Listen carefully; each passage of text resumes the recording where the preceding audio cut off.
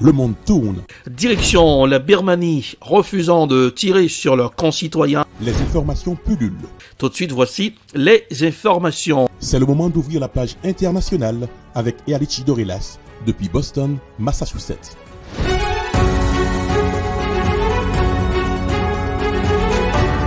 Mesdames, Messieurs, bonsoir. J'espère que vous avez passé un excellent week-end de Noël. De retour avec la page internationale au grand journal du 14h. Le compte à rebours a déjà commencé pour dire bye-bye à l'année 2021. En direct depuis la newsroom de la capitale des grandes universités du monde, Boston, Massachusetts, Erlich Dorelas, pour la présentation à Jacques Mel pour présenter ce grand journal. Frédéric François, Smith, Jean-Julien Robans assure les manœuvres techniques. Bonsoir aux auditeurs de la radio évangélique Osana 102.3 FM à Jacques Mel. En Israël, le Premier ministre Naftali Bennett annonce que le gouvernement israélien a approuvé un plan visant à doubler le nombre de colons dans le Golan, occuper une zone stratégique prise à la Syrie en 1927 et annexée il y a 40 ans dans une décision inédite. Voici un reportage signé TV5 Monde. À décision inédite, cadre inédit. Le Premier ministre israélien et son gouvernement se sont réunis à l'endroit même où ils comptent investir massivement, le plateau du Golan occupé. Tout d'abord, il va sans dire que le plateau du Golan est israélien, c'est une évidence. La loi israélienne est appliquée ici depuis 1981 et cela est au-delà de tout débat. Après de nombreuses années statiques concernant l'étendue de la vie communautaire, notre objectif aujourd'hui est de doubler la population du plateau du Golan. Actuellement, 25 000 Israéliens habitent le plateau. 7 300 habitations doivent être construites dans les 5 ans à venir dans les colonies existantes.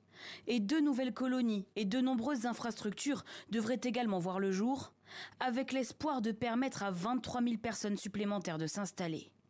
Coût de l'opération, 1 milliard de shekels, soit environ 280 millions d'euros.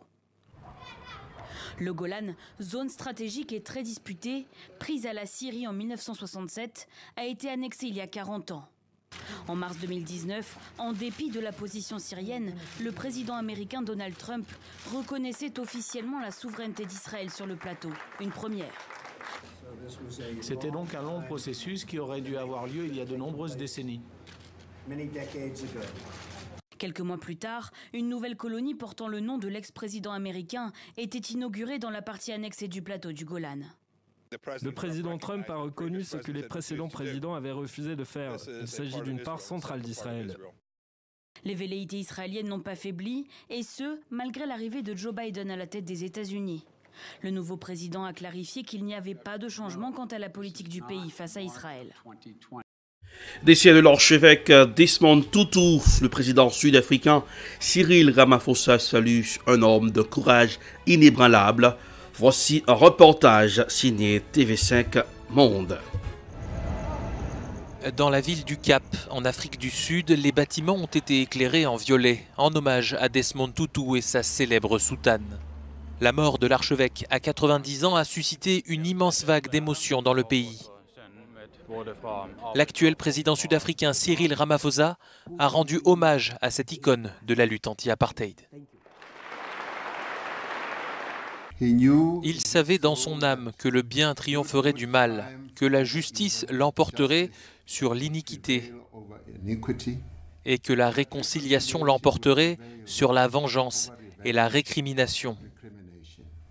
Il savait que l'apartheid prendrait fin un jour et que la démocratie viendrait.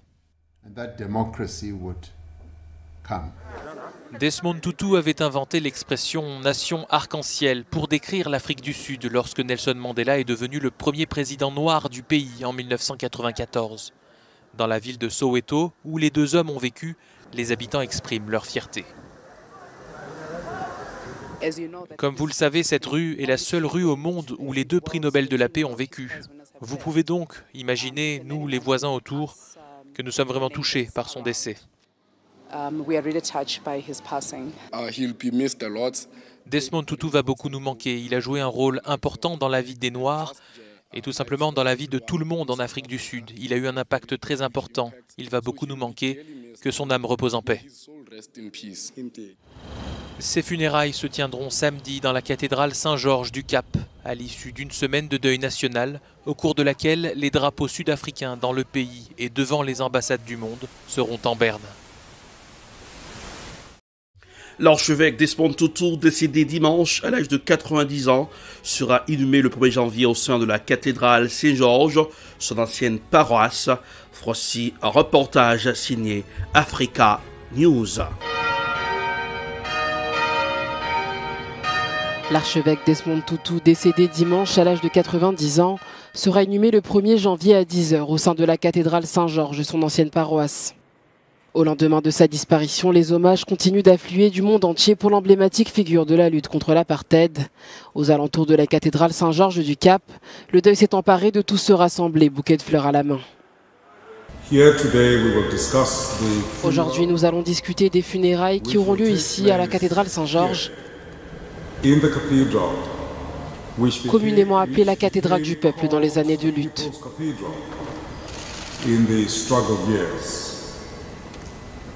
Les funérailles auront lieu samedi, le jour de l'an à 10h. Et c'est ici même que ses cendres seront enterrées.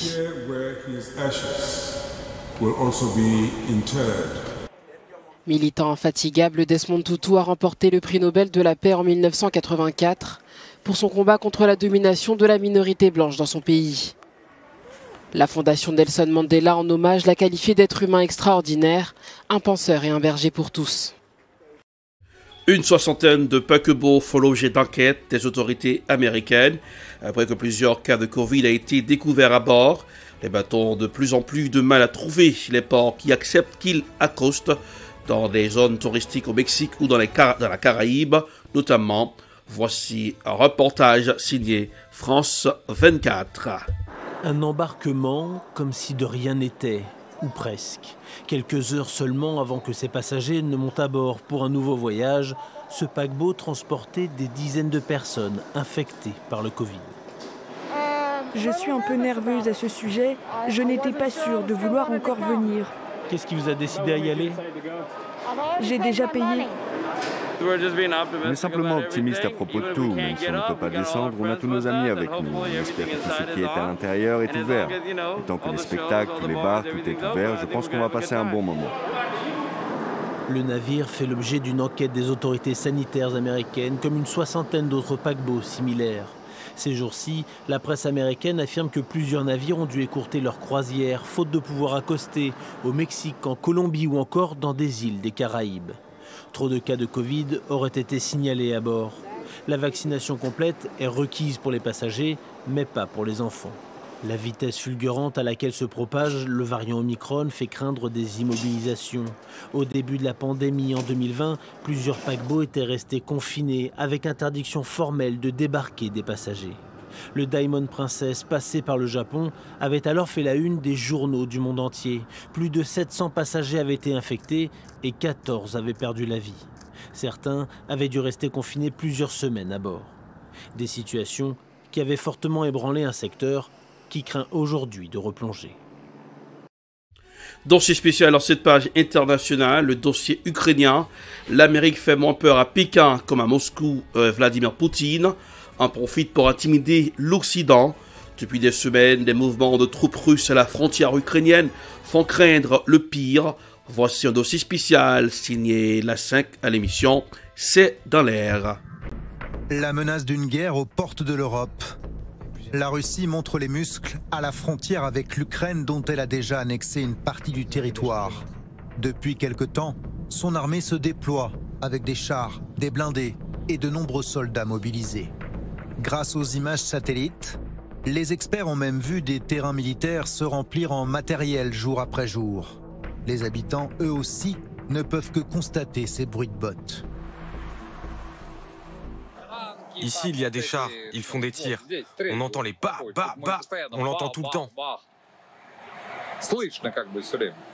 Je pense que c'est de la protection pour éviter qu'il y ait la guerre. Cette semaine, le maître du Kremlin a lancé un avertissement en forme de coup de semonce. L'invasion du pays voisin, ex-république soviétique désormais pro-occidentale, est peut-être imminente. Bien entendu, comme nous l'avons déjà constaté, si nos collègues occidentaux maintiennent une position manifestement agressive, nous prendrons des mesures de représailles techniques et militaires appropriées. Moscou hausse le ton et cherche surtout à faire pression pour éviter que Kiev ne rejoigne l'OTAN. Refus catégorique de voir l'Alliance Atlantique étendre sa sphère d'influence dans les parages. Cette dangereuse escalade provoque une vive inquiétude au sein des chancelleries occidentales. Oui, je suis très préoccupée. Mais cela signifie encore plus que nous devons nous efforcer de dialoguer avec le moindre levier possible à notre disposition.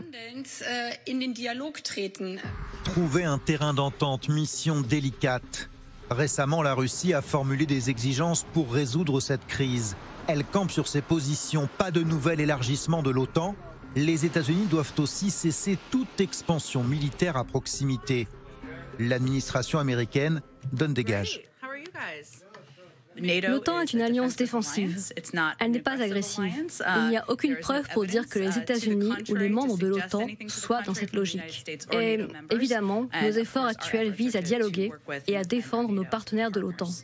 Washington se dit prêt à engager un dialogue diplomatique avec Moscou d'ici peu. De quoi satisfaire Vladimir Poutine, qui aura soufflé le chaud et le froid cette semaine. Jeudi, lors de sa conférence de presse annuelle, il a calmé le jeu. Pour l'heure, nous voyons une réaction positive. Nos partenaires américains nous ont dit qu'ils étaient prêts à commencer cette discussion, ces négociations, dès le début de l'année à Genève. En Ukraine, la crainte d'une offensive pousse encore une fois son président à frapper à la porte des Occidentaux. Pour lui, le processus d'intégration à l'Union européenne et à l'OTAN ne doit plus traîner en longueur.